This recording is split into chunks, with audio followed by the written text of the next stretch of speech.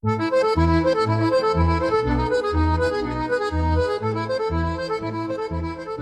gentle listeners. Welcome back to another episode of the Unseen Word podcast, where we peel back the layers of history, philosophy, and the human experience to uncover truths that often go unnoticed. I'm Judy, your host, and today we are diving deep into a question that has puzzled thinkers, dreamers, and everyday people alike. Are we truly in control of our lives? Or is control just an illusion shaped by the forces around us? As a young person navigating the complexities of life, I often wonder, am I really making my own choices? Or am I just following a path led out by others? This question has haunted humanity for centuries, and today we are going to unravel it together by exploring history, philosophy, and our daily lives. Let's start by traveling back to ancient Greece. There is a philosopher named Epictetus who once said, "It's not what happens to you, but how you react to it that matters." Now, Epictetus wasn't born into a life of luxury. He was actually born a slave. But despite his circumstances, he became one of the most influential Stoic philosophers. His teachings focused on the idea that while we can't control external events, we can control our reactions to them. In other words, life will throw challenges our way, but it's up to us to decide how we handle them. Think about a time in your own life when something unexpected happened. Maybe you didn't get the job you wanted, or a relationship ended suddenly. It's easy to feel powerless in those moments. But what if instead of trying to control the situation, we focused on controlling our response? Maybe you took that rejection as a chance to explore new opportunity, or that breakup as a moment to rediscover yourself. That is what Epictetus was talking about. The real power lies not in controlling what happens to us, but in how we choose to react. Now, let's jump to a historical figure we all know, Alexander the Great. He conquered vast territories and reshaped the world as it was known. But despite all his power and control, his life was filled with uncertainty. His empire, which he worked so hard to build, began to crumble soon after his death. Alexander's story is a powerful reminder that no matter how much we try to control our lives, there are always forces beyond our reach. In our own lives, we might plan everything down to the last detail. What school to go to, what career to pursue, when to get married. But life has always a funny way of reminding us that we are not as much control as we think. Maybe that job offer doesn't come through, or a global pandemic changed all your plans. These moments teach us that while we can try to control our circumstances, we must also be ready to adapt when life takes an unexpected turn. Let's talk about the pressure to maintain control over our lives, especially as young people. We are constantly told to have a plan, to know exactly what we are doing and where we are headed. But is this real control, or it is just an illusion? When I was finishing high school, the pressure to choose a career path was overwhelming. Everyone around me seemed to have it all figured out, and I felt like I had to make the right choice to stay in control of my future. But deep down, I wasn't sure if I was making decisions for myself or simply following what others expected of me. This brings me to a quote by Soren Kierkegaard.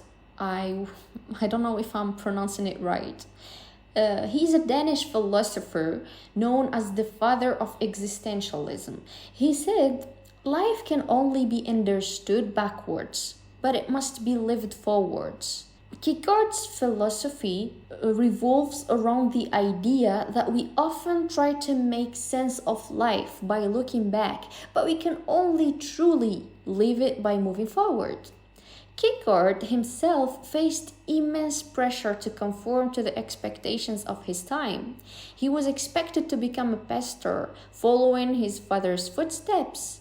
But he struggled with his decision. He eventually chose to pursue a different path, writing and exploring deep existential questions despite the expectations placed on him. In our own lives, we often feel like we have to make choices that will control our future. But it's only in looking back that we see how those choices actually played out. Maybe you chose a certain major in college because it seemed like the safe option, only to realize later that your true passion lay elsewhere. Kierkegaard's words remind us that while we might not always understood the choices we make in the moment, those choices are part of the journey forward. So, what happens when we let go of the need to control every aspect of our lives? There's where true self-discovery begins. When we stop trying to fit into a predetermined mold, we open ourselves up to possibilities we might never have imagined. Now, let's take Galileo as example, the father of modern science. Galileo lived in a time when questioning established beliefs was dangerous. He faced immense pressure to conform, especially when he challenged the church's view that the earth was the center of the universe. Galileo's ideas were groundbreaking, but they also put him at odds with the most powerful institution of his time. Despite the risks, Galileo chose to pursue the truth rather than control how others saw him. He let go of the need to conform and instead focused on his passion for discovery. His story teaches us that sometimes letting go of control, especially the control over how others perceive us, can lead to the most extraordinary outcomes. In our own lives, we often feel the pressure to control how others see us. Maybe you've hesitated to share a part of yourself with the world because you're afraid of judgment. I remember a girl once told me that the first time she decided to share a poem about her identity struggles on social media, her heart was racing and she was so nervous about how people would react. But when she finally clicked post, she was overwhelmed by the positive response. People began sharing their own stories, and she realized that by letting go of the need to control how others saw her, she was able to connect with them on a deeper level. As we explore the concept of control, we can't ignore the role authenticity plays in our lives. There is a quote from Oscar Wilde that resonates deeply with this idea. Be yourself. Everyone else is already taken. Oscar Wilde was a playwright, poet, and one of the most famous figures of the Victorian era. He was known for his wit, his flamboyant style, and his refusal to conform to societal norms. Wilde's life was marked by both immense success and deep personal struggles, but through it all, he remained true to himself, even when it came at a great cost. Wilde's words reminds us that trying to control how others perceive us often leads to a life that feels hollow and unfulfilled. Think about a time when you felt like you had to hide a part of yourself to fit in. Maybe it was at school where you pretended to like something just to be accepted by a certain group, or at work where you felt like you had to act a certain way to be taken seriously. The more we try to control our image, the more we lose touch with who we really are. Harriet Tubman, the legendary conductor of the Underground Railroad, also chose authenticity over fear. She was born into slavery but escaped to freedom and then returned to the South multiple times to lead other enslaved people to freedom. Harriet could have controlled her fate by staying hidden and safe, but she chose to follow her authentic self, one driven by a deep commitment to justice and freedom. Her story reminds us that true control isn't about staying safe within the confines of the societal expectations, but about being true to ourselves, even when the stakes are high. So, where does all this leave us? Are we truly in control of our lives, or is control just an illusion? The ancient Greek philosopher Heraclitus once said, "The only constant in life is change." This idea suggests that control in the traditional sense is fleeting. Life is always changing, and our attempts to control it are often in vain. Heraclitus once was known for his belief that everything in life is in a constant state of flux.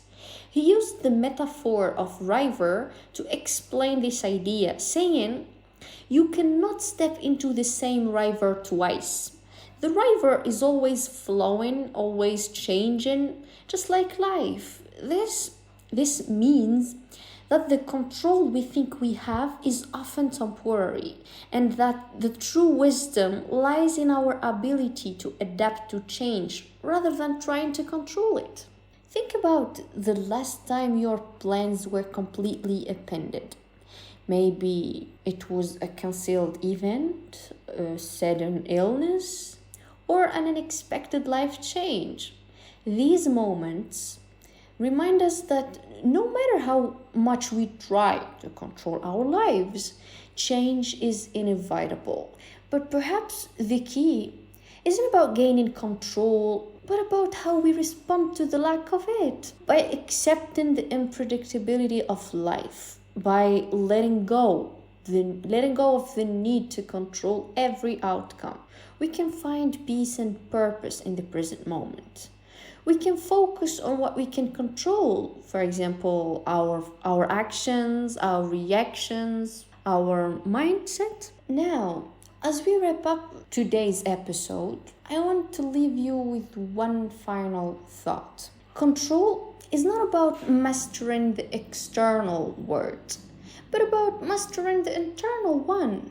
It's about accepting that while we cannot control everything that happens to us, we can control how we respond.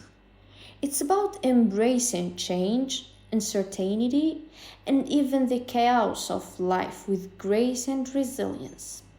Life is a journey full of twists and turns, ups and downs, and while we may not have control over the path, we do have control over how we walk it. So, let's choose to walk with courage, with authenticity, and with the understanding that true control comes from within. Thank you for joining me on this philosophical exploration. If today's episode resonated with you, share it with your loved ones. And personally, I'd love to hear your thoughts, guys. Send me a DM, share your own stories, and let's keep this conversation going. Until next time, stay curious, stay authentic, and remember, life's greatest lessons often come when we let go the need of control. See you next time.